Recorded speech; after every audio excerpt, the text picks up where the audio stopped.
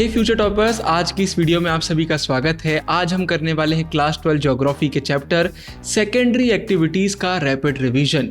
इस वीडियो को देख लीजिए और कोई रिवीजन की वीडियो देखने की ज़रूरत ही नहीं पड़ेगी। और हाँ, सबसे पहले कमेंट में लिखिए I can and I will. जब कमेंट में कमिटमेंट हम दे देते हैं ना तो फिर पढ़ने का मन करता है। सबसे पहले लिखिए I can and I will.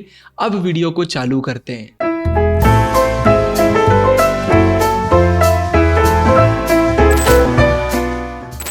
Economic activities focus करती हैं कि कैसे हम रिसोर्सेज को यूज़ कर सकते हैं अपने सर्वाइवल के लिए। फिर अगर हम सेकेंडरी एक्टिविटीज़ की बात करते हैं, जो हमारे चैप्टर का नाम भी है, तो इसमें हम वैल्यू ऐड करते हैं रॉ मटेरियल में। एग्जाम्पल के लिए हम कॉटन को कन्वर्ट करते हैं यार्न में, फिर कपड़े वगैरह हमारे बनते हैं। वैसे ही आयरन ओर से हम स्टील बनाते हैं, फिर स्टील कितनी सारी चीज़ों में यूज़ होता है। तो रॉ मटेरियल में वैल्यू हम ऐड करते हैं। इसमें हम मैन्युफैक्चरिंग, प्रोसेसिंग, कंस्ट्रक्शन हर एक चीज़ को इंक्लूड करते हैं। अब मैन्युफैक्चरिंग का मतलब क्या होता है? तो देखिए भाई, इसमें तो बहुत सारी चीज़ें जाती है। हैंडीक्राफ्ट हो गया, स्टील आयरन को मोल्ड करना हो गया, बड़ी बड़ी चीज़ें बनाना हो गया, सब कुछ आ जाता है। लेकिन सब चीज़ों में कुछ ना कुछ कॉमन है। वो क्या है? इसमें हम गुड्स को प्रोड्यूस करते हैं पावर को यूज़ करके। मास लेवल पर प्रोडक्शन देखने को मिलता है और स्किल्ड लेबर हम यूज़ करते हैं। मतलब वही लेबर आपको देखने को मिलेगी जिनके पास जो स्किल्स ज़रूरी हैं वो हैं। अब देखिए, अगर हम डेवलप्ड कंट्रीज़ की बात करते हैं ना, तो आजकल टेक्नोलॉजी एक बहुत हाई लेवल पर जा चुकी है। एडवांस्ड मेथड्स देखने को मिलते हैं। लेकिन फिर भी जो डेवलपिंग कंट्रीज़ हैं वो आज भी किस पर रिलाय करती हैं? सिंपलर प्रोडक्शन मेथड्स पर। मतलब इतनी हाई टेक टेक्नोलॉजी वगैरह हमें देखने को नहीं मिलती है। अभी भी ट्रेडिशनल मेथड को ज़्यादा यूज़ करा जा रहा है।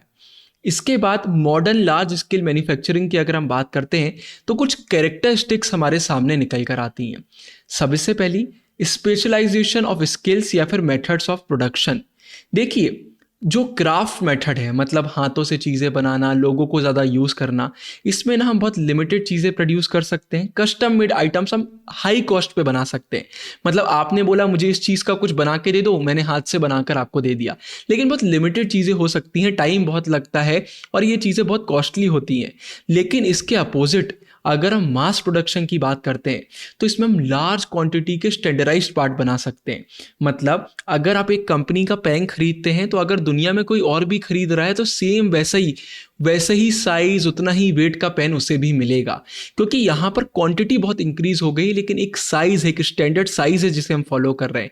आपने टीवी वगैरह में बहुत पहले देखा भी होगा, वर्कर्स एक ही टास्क रिपीट करते हैं। मतलब एक बहुत बड़ी सी फैक्ट्री है, वहाँ किसी का काम है कि उसे चीज़ों को अरेंज करना है, किसी का काम है कि उसे चीज़ों को पैक करना है, किसी का काम है कि उसे डिफेक्टिव चीज़ों को अलग करना है। तो हर किसी का एक काम रहता है, पूरी एक असेंबली लाइन रहती है, राइट? तो यहाँ पर मेन चीज़ यही है कि कौन सा मेथड आप यूज़ कर रहे हो प्रोडक्शन के लिए। स्किल्स के स्पेशलाइजेशन की हम बात करते हैं। फिर मैकेनाइजेशन का भी इंपॉर्टेंट रोल आता है। भाई, आप टास्क को कंप्लीट करने के लिए कौन से गैजेट्स यूज़ कर रहे हैं। आज के समय में ऑटोमेशन आ चुका है, मतलब ह्यूमन इनपुट की ज़रूरत ही नहीं पड़ती है। मतलब जो एडवांस फैक्ट्रीज हैं वो तो ऐसे लेवल की टेक्नोलॉजी यूज़ कर रही हैं जहाँ पर लोगों की ज़रूरत ही नहीं है। उनकी जो मशीन्स है वो खुद थिंकिंग कर सकती हैं। तो ये तो भाई बहुत नई चीज़ें आ गई हैं, आज की चीज़ें कॉमन हो गई हैं डेवलप कंट्रीज़ में। फिर टेक्नोलॉजिकल इनोवेशन। भाई, रिसर्च डेवलपमेंट होता रहता है। इससे क्या होता है भाई? चीज़ें इंप्रूव होती हैं ना। मॉडर्न मैन्युफैक्चरिंग देखने को मिल रही है, इंप्रूव हो गई है क्वालिटी, वेस्ट वगैरह रिड्यूस हो गया है और पोल्यूशन भी हम कंट्रोल कर पा रहे हैं। तो जितना टेक्नोलॉजिकल डेवलपमेंट होगा उतना हम आगे बढ़ते रहेंगे। फिर अगला टॉपिक आता है manufacturing industry versus manufacturing industry. दोनों में डिफरेंस क्या है? देखिए, मैन्युफैक्चरिंग का सिंपल सा मतलब होता है रॉ मटेरियल को ट्रांसफॉर्म करना एक फिनिश्ड गुड में, है ना। पहले हम हैंड से करते थे, अब आजकल मशीन वगैरह हम ज़्यादा यूज़ करने लग गए। एक इंडस्ट्री का सिंपल सा मतलब होता है एक ऐसी मैन्युफैक्चरिंग यूनिट जहाँ पर मैनेजमेंट हो रहा है, रिकॉर्ड्स हैं, सारी चीज़ों को हम देख रहे हैं। तो इंडस्ट्रीज़ को आज के समय में ज़्यादातर हम मैन्युफैक्चरिंग के नाम से ही बुलाते हैं। मतलब ये दोनों वर्ड्स सिनोनिम हो गए एक दूसरे के आज के समय में।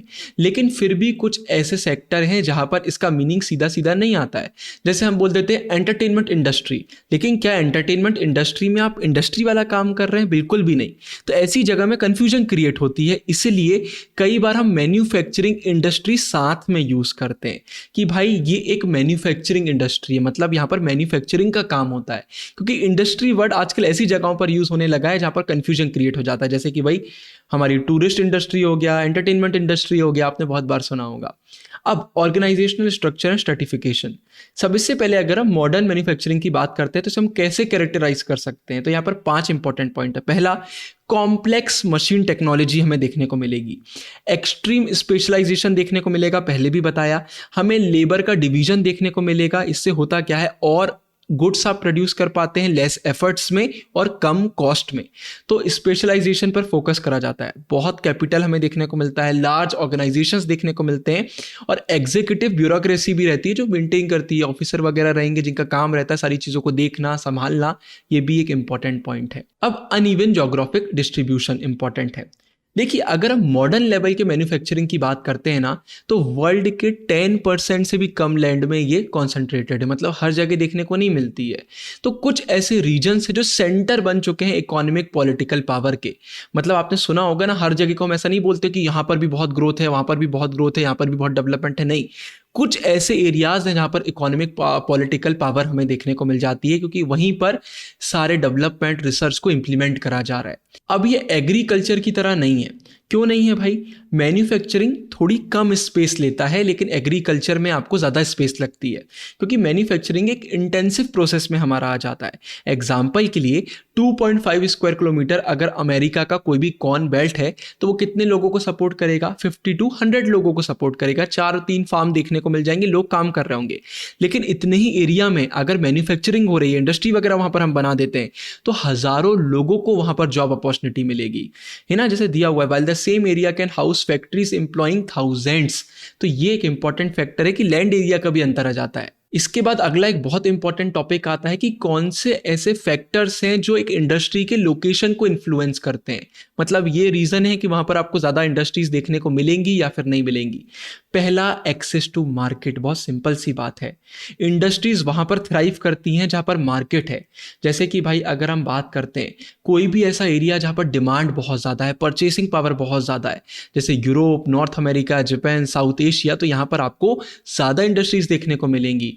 अब कुछ इंडस्ट्रीज ऐसी रहती हैं, जैसे कि आर्म्स, एयरक्राफ्ट की बात करते हैं, तो ग्लोबल मार्केट को केटर करते हैं, लेकिन फिर भी वो फैक्ट्रीज, वो इंडस्ट्रीज जहां पर मार्केट की बहुत जरूरत है, तो मार्केट नहीं है तो वो इंडस्ट्रीज वहां पर नहीं होंगी। दूसरा पॉइंट है एक्सेस टू रॉ मटेरियल। भाई रॉ मटेरियल चाहिए, वो इंडस्ट्रीज जहां पर बल्कि, पेरिशेबल मतलब क्या होता है, जो समय के साथ डिके कर जाता है, तो भारी वजन का रॉ मटेरियल है, समय के साथ वो पेरिश कर जाता है, जैसे कि स्टील, शुगर, सीमेंट, डेयरी की बात कर रहे हैं।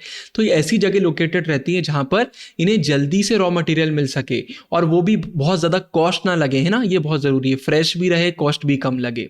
तो जहां पर रॉ मटेरियल ज्यादा रहेगा पास में, वहां पर ज्यादा आपको फैक्ट्रीज वगैरह देखने को मिलेंगी। Access to labour supply. अब लेबर सप्लाई भी जरूरी है, स्किल्ड लेबर मिलना बहुत जरूरी है कुछ इंडस्ट्रीज के लिए। तो भाई आज के समय मैकेनाइजेशन हो चुका है, ऑटोमेशन हो चुका है, लेकिन फिर भी लेबर की जरूरत तो पड़ती है, पूरा इन पर रिलाय हम नहीं कर सकते। फिर एक्सेस टू एनर्जी सोर्सेस। भाई एनर्जी इंटेंसिव इंडस्ट्रीज भी होती हैं, जैसे कि एल्यूमिनियम, यहाँ पर ज्यादा एनर्जी की जरूरत पड़ती है, तो ये पावर सोर्सेस के पास में रहती हैं। अब मॉडर्न एनर्जी सोर्सेस की बात करते हैं तो हाइड्रो इलेक्ट्रिसिटी, पेट्रोलियम, कोल ये हमारे सामने निकल कर आती हैं। फिर access to transportation, communication important है। एफिशिएंट ट्रांसपोर्ट अगर सिस्टम है तो इससे कॉस्ट भी कम होता है और मटेरियल गुड्स का मूवमेंट भी जल्दी होता है। तो जो डेवलप सिस्टम है, जैसे कि यहाँ रीजन्स की हम बात कर रहे हैं, वेस्टर्न यूरोप, नॉर्थ अमेरिका, तो यहाँ पर हमें ज़्यादा इंडस्ट्रीज देखने को मिलती हैं, क्योंकि यहाँ पर ट्रांसपोर्ट कम्युनिकेशन बेटर है। कम्युनिकेशन से भाई आप जल्दी से इंफॉर्मेशन शेयर कर सकते हो, मैनेजमेंट वगैरह में आसानी मिल जाती है। फिर गवर्नमेंट पॉलिसी। अब गवर्नमेंट का भी रोल रहता है, पॉलिसी कैसी है। कई बार आपने इंडिया में सुना होगा, वो एरियाज जो कम डेवलप्ड हैं वहां पर गवर्नमेंट इंकरेज करती है कि ज़्यादा से ज़्यादा फैक्ट्रीज वगैरह ओपन हो, तो वहां पर उन्हें वो इंसेंटिव्स प्रोवाइड करती है। तो यहाँ पर गवर्नमेंट की पॉलिसीज कैसी हैं, गवर्नमेंट की स्कीम्स कैसी हैं, उससे भी बहुत फर्क पड़ता है। और फिर इसके बाद आखिरी, एक्सेस टू एग्लोमरेशन इकोनॉमीज या फिर लिंक बिटवीन इंडस्ट्रीज। इंडस्ट्रीज को फायदा मिलता है अगर वो अपनी लीडर इंडस्ट्रीज के आसपास हैं, या फिर ऐसे सेक्टर वाली इंडस्ट्रीज के आसपास है जो आपस में लिंक्ड है, मतलब इनसे उनको फायदा हो सकता है, उनको इनसे फायदा हो सकता है। ऐसे में रिसोर्सेस इन लोग शेयर कर लेते हैं, कॉस्ट वगैरह कम हो जाता है। तो ये भी एक पॉइंट निकल कर आता है।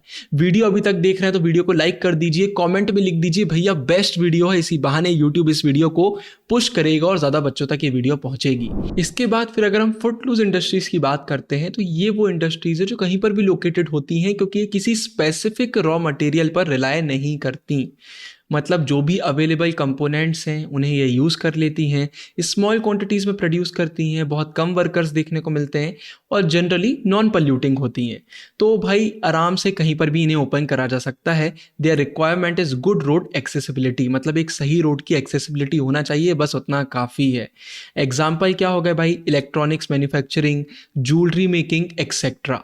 फिर इसके बाद अगला टॉपिक आता है क्लासिफिकेशन ऑफ मैन्युफैक्चरिंग इंडस्ट्रीज। इसे हम अलग अलग वे में क्लासीफाई कर सकते हैं, उसी को देखते हैं। पहला निकल कर आता है इंडस्ट्रीज बाय साइज। अब साइज कैसे डिटरमिन होती है, कैपिटल इन्वेस्टमेंट से, वर्कफोर्स कैसा है, प्रोडक्शन का वॉल्यूम कितना है, और इन बेसिस पर इसे हम 3 वे में कैटेगराइज कर सकते हैं, house hold cottage, small scale और फिर लार्ज स्केल। एक एक करके तीनों को देखते हैं। सबसे पहले हम हाउस होल्ड इंडस्ट्रीज या फिर कॉटेज मैन्युफैक्चरिंग की बात करते हैं। तो स्मॉलेस्ट मैन्युफैक्चरिंग यूनिट है, आपको पता होना चाहिए, एमसीक्यू में आ जाता है।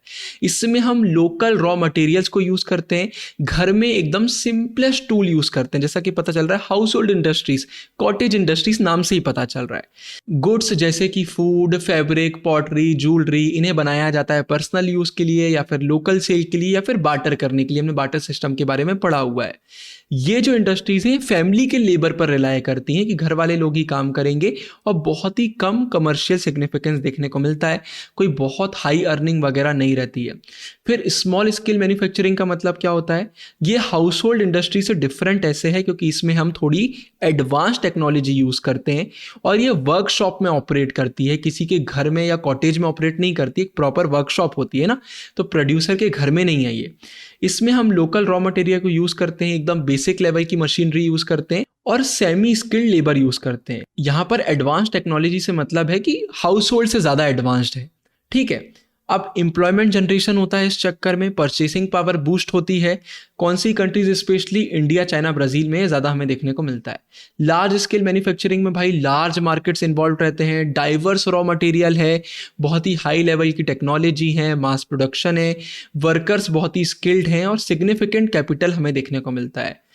200 साल पहले ओरिजिनेट हुआ कौन से रीजन्स में, यूके में, नॉर्थ ईस्टर्न यूएसए में, और अब तो पूरी दुनिया भर में हमें देखने को मिलता है। लार्ज स्केल मैन्युफैक्चरिंग को हम 2 वे में क्लासीफाई कर सकते हैं, ट्रेडिशनल इंडस्ट्रियल रीजन जो हमें डेवलप कंट्रीज में देखने को मिलता है, हाई टेक इंडस्ट्रियल रीजन जो हमें लेस डेवलप कंट्रीज में इमर्ज होता हुआ देखने को मिल रहा है। तो ये वाला बहुत कम जगहों पर ही देखने को मिलता है हमें। वीडियो में आगे बढ़ने से पहले मैं आपको हमारे प्रीमियम नोट्स के बारे में बताना चाहूंगा। आपको हमारी एप्लीकेशन पर, वेबसाइट पर ह्यूमैनिटीज के सबसे शानदार प्रीमियम नोट्स देखने को मिल जाएंगे। इन नोट्स को आप फॉलो करिए, आपको टॉपर बनने से कोई भी नहीं रोक सकता। इन्हें परचेज करिए, बहुत ही अफोर्डेबल है, आप वेबसाइट एप्लीकेशन से एक्सेस कर पाएंगे। सारे लिंक्स डिस्क्रिप्शन में हैं, आप पहले सैंपल्स भी चेक कर सकते हैं। वीडियो में आगे बढ़ते हैं।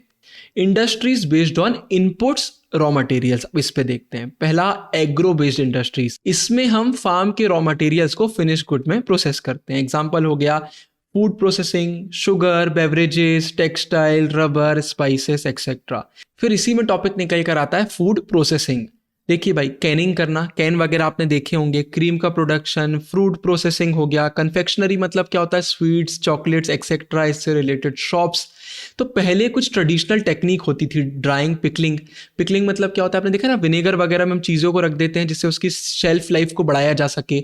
इंडियन होम्स में आपको देखने को मिलता होगा। तो ट्रेडिशनल मेथड है, आज के समय में बहुत लिमिटेड वे में यूज़ होते हैं, लेकिन यहाँ पर मेंशन था तो मैंने कर दिया।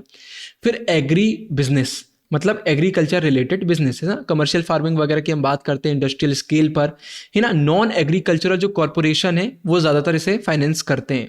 फार्म्स बड़े रहते हैं, बहुत मैकेनाइज्ड रहते हैं, हाईली स्ट्रक्चर्ड रहते हैं, केमिकल्स का यूज़ होता है और एग्रो फैक्ट्रीज की तरह ये काम करते हैं। मतलब कुल मिलाकर यहाँ पर हम थोड़ा सा प्रॉफिट की तरफ देखते हैं, बिजनेस की तरफ देखते हैं। फिर मिनरल बेस्ड इंडस्ट्रीज, नाम से ही पता चल जाएगा आपको, ये मिनरल्स को यूज़ करती हैं एज अ रॉ मटेरियल, जैसे कि फेरस इंडस्ट्रीज हो गई, आयरन स्टील वाली जो आयरन रिच मिनरल्स को यूज करती हैं। नॉन फेरस इंडस्ट्रीज जैसे कि एल्यूमिनियम, कॉपर, ज्वेलरी, ये नॉन फेरस मेटल्स को यूज करती हैं। कुछ नॉन मेटेलिक मिनरल्स भी हैं, जैसे कि इंडस्ट्रीज हमारी सीमेंट वाली हो गई, पॉटरी वाली हो गई, ये भी एग्जांपल्स हैं। फिर केमिकल बेस्ड इंडस्ट्रीज, यहाँ पर हम केमिकल्स की बात कर रहे हैं, तो ये नेचुरल केमिकल मिनरल्स को यूज़ करती हैं, है ना। एग्जांपल के लिए पेट्रोलियम को हम यूज़ करते हैं पेट्रोकेमिकल इंडस्ट्री में, सॉल्ट, सल्फर, पोटैश को हम यूज़ करते हैं बाकी केमिकल इंडस्ट्रीज में। कुछ केमिकल इंडस्ट्रीज ऐसी हैं जो रॉ मटेरियल पर रिलाय करती हैं, जैसे कि वुड और कोल। क्यों करती हैं? सिंथेटिक फाइबर्स, प्लास्टिक को प्रोड्यूस करने के लिए। फिर forest based raw material industries, मतलब वो फॉरेस्ट के मटेरियल्स को यूज़ करती हैं एज अ रॉ मटेरियल, जैसे कि टिम्बर फर्नीचर के लिए, वुड, बैम्बू, ग्रास वगैरह, पेपर प्रोडक्शन के लिए, लैक इंडस्ट्रीज के लिए एक नेचुरल रेजिंग कहलाता है लैक। फिर आखिरी एनिमल बेस्ड इंडस्ट्रीज, इसमें ये रॉ मटेरियल यूज़ करते हैं, जैसे कि लेदर इंडस्ट्री के लिए, वुलन टेक्सटाइल के लिए, है ना, एनिमल से ऑब्टेन करते हैं। आइवरी को सोर्स करा जाता है एलिफेंट की टस्क वगैरह से। एनिमल क्रूअल्टी देखने को मिलती है। मैं बिल्कुल इन चीज़ों को सपोर्ट नहीं करता, लेकिन एनसीईआरटी में दिया था तो मुझे ये टॉपिक पढ़ाना पड़ गया। फिर इंडस्ट्रीज बेस्ड ऑन आउटपुट या फिर प्रोडक्ट। बेसिक इंडस्ट्रीज, ये वो इंडस्ट्रीज हैं जो वो गुड प्रोड्यूस करती हैं जो कोई और as a raw material use करता है। एग्जाम्पल के लिए iron steel industry iron steel produce करती हैं। इससे क्या होता है, बाद में मशीन्स वगैरह बनती हैं, तो आपका फाइनल प्रोडक्ट किसी और के लिए रॉ मटेरियल का भी काम कर सकता है ना। फिर यहाँ पर जैसे कि इन्हीं मशीन को यूज़ करके हम टेक्सटाइल इंडस्ट्रीज में कपड़े वगैरह बनाते हैं। तो पहले स्टील बना, स्टील से हमने मशीन बनाई, मशीन से कपड़े बनाए, तो ये हमें देखने को मिलता है। फिर कंज्यूमर गुड्स इंडस्ट्रीज, मतलब वो इंडस्ट्री जो सीधे सीधे वो बनाती हैं जो सीधे सीधे कंज्यूमर यूज़ कर सकता है, जैसे bread, biscuit, T, soap etcetera, ये निकल कर आता है। इसके बाद इंडस्ट्रीज बेस्ड ऑन ओनरशिप, तो पब्लिक सेक्टर इंडस्ट्री जिसे ओन और मैनेज करते हैं गवर्नमेंट्स, हमें पता है। एग्जांपल के लिए पब्लिक सेक्टर अंडरटेकिंग्स आ जाएगा इंडिया में। जो सोशलिस्ट कंट्रीज रहती हैं, हमने पॉलिटिकल साइंस में पढ़ा हुआ है, वहाँ पर हमें स्टेट ओन्ड इंडस्ट्रीज देखने को मिलती हैं। मिक्स्ड इकोनॉमीज जैसे कि इंडिया, यहाँ पर हमें पब्लिक प्राइवेट दोनों देखने को मिल जाती हैं। इसका एग्जाम्पल भेल हो सकता है। कॉमेंट्स में आप मुझे और एग्जाम्पल्स बताइएगा। प्राइवेट सेक्टर इंडस्ट्रीज नाम से ही पता चल रहा है जो प्राइवेटली ओन्ड रहती हैं ना, वही मैनेज करते हैं, यहाँ पर गवर्नमेंट का रोल नहीं रहता है। एग्जाम्पल के लिए रिलायंस इंडिया का एग्जाम्पल हो सकता है। जॉइंट सेक्टर नाम से पता चल रहा है जॉइंट स्टॉक कंपनीज रहती हैं, या फिर प्राइवेट पब्लिक का कोलैबोरेशन देखने को मिल जाता है, वही इसे मैनेज करते हैं, एस्टेब्लिश करते हैं। इंडिया का एग्जाम्पल एक और क्या निकल कर आ सकता है, मारुति उद्योग लिमिटेड। आप मुझे और एग्जाम्पल्स कमेंट में बताइएगा। इसके बाद concept of high technology industries. High tech industries में भाई हम रेफर करते हैं बहुत ही एडवांस लेवल पर जब हम रिसर्च डेवलपमेंट करते हैं मैन्युफैक्चरिंग के लिए, मतलब बहुत डेवलपमेंट हो रहा है, बहुत रिसर्च हो रही है, उन्हें यूज करा जा रहा है, चीज़ों को मैन्युफैक्चर करा जा रहा है। यहाँ पर हम scientifically and technologically advance products का प्रोडक्शन करते हैं। हाईटेक जो इंडस्ट्रीज है ना, ये रिलाय करती हैं हैवीली किस पर, स्किल्ड प्रोफेशनल पर। यहाँ पर बहुत स्किल्ड वाले लोग चाहिए जिन्हें हम वाइट कॉलर वर्कर्स भी बोलते हैं, मतलब ऐसी जगहों पर जो ब्लू कॉलर वर्कर हैं, मतलब जो प्रोडक्शन वाले वर्कर हैं, उनसे ज्यादा हमें वाइट कॉलर वाले वर्कर देखने को मिलते हैं, क्योंकि ऐसी इंडस्ट्री में स्किल्ड लोगों का ज़्यादा काम होता है, जिन्हें बहुत नॉलेज है कि कैसे काम करना है, क्या करना है, वो रिसर्च कर रहे हैं, डेवलपमेंट कर रहे हैं, सारी चीज़ें हो रही हैं। एग्जाम्पल क्या हो गया, रोबोटिक्स, कंप्यूटर एडेड डिज़ाइन हो गया, इलेक्ट्रॉनिक कंट्रोल सिस्टम हो गया, है ना, इन प्रोडक्शन। तो ये सारे एग्जाम्पल है। फिर अगर हम हाईटेक इंडस्ट्रीज के कैरेक्टरिस्टिक्स की बात करते हैं तो मॉडर्न है। Low rise office lab building, मतलब क्या होता है, 2-3 फ्लोर की बिल्डिंग्स देखने को मिलती हैं, किसी फ्लोर में लैब है, किसी फ्लोर में रिसर्च हो रही है, वहीं पर किसी में वहीं पर प्रोडक्शन हो रहा है, तो सारी चीज़ें एक ही जगह पर देखने को मिल जाती हैं, है ना। बिजनेस पार्क्स के बारे में भी आपने सुना होगा, स्टार्टअप्स रहते हैं, एक ही ऐसी लोकेशन है जहाँ पर अलग अलग स्टार्टअप्स देखने को मिल रहा है, वहाँ पर काम ही यही है, रिसर्च करना है, डेवलपमेंट करना है।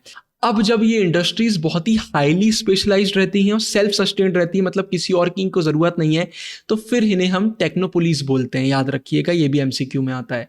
जैसे कि सिलिकॉन वैली का नाम आपने सुना होगा, सिलिकॉन फॉरेस्ट का आपने नाम सुना होगा। मैन्युफैक्चरिंग इंडस्ट्रीज जैसे कि आयरन स्टील हो गया, टेक्सटाइल हो गया, ऑटोमोबाइल्स हो गया, पेट्रोकेमिकल, इलेक्ट्रॉनिक्स, भाई की कंट्रीब्यूटर हैं ग्लोबल इकोनॉमी के लिए। अगर ये नहीं होंगे तो हमारी इकोनॉमी ठप पड़ जाएगी। इसी के साथ ये वाला चैप्टर हमारा कंप्लीट होता है। आई होप आपको बड़ा आसान लगा होगा। मैंने पूरी कोशिश करी कि मैं बड़ी आसानी से इसे आपको एक्सप्लेन करूँ। वीडियो पसंद आया हो तो एंड स्क्रीन पर पूरी प्लेलिस्ट मिल जाएगी। इस वीडियो के लिए इतना ही। साइनिंग ऑफ, गुरु टेहंगुरिया।